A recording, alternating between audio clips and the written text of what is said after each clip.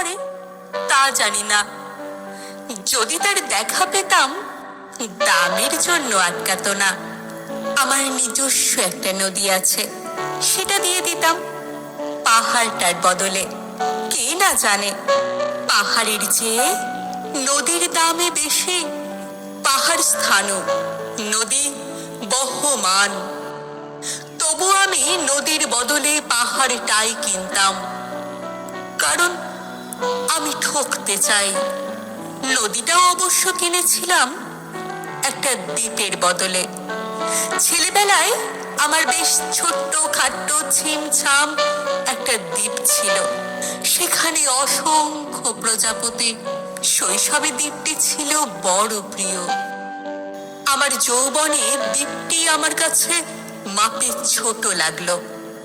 প্রবহমান ছিপছিপে তন্নি নদীটি বেশ পছন্দ হলো আমার।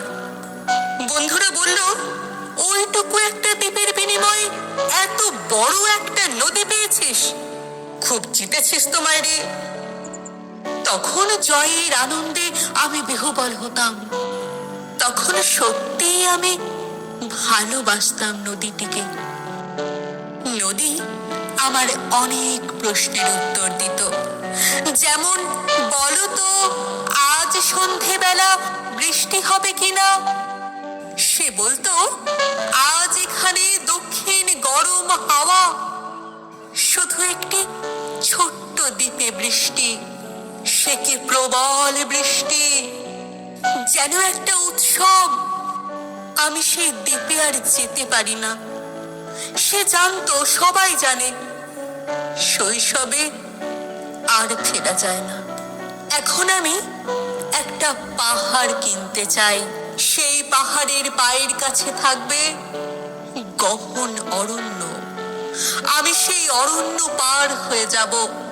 তারপর শুধু রুক্ষ কঠিন পাহাড়, একেবারে চূড়ায় মাথার খুব কাছে আকাশ, নিচে বিপুল পৃথিবী, চরাচরে তীব্র নির্জনতা।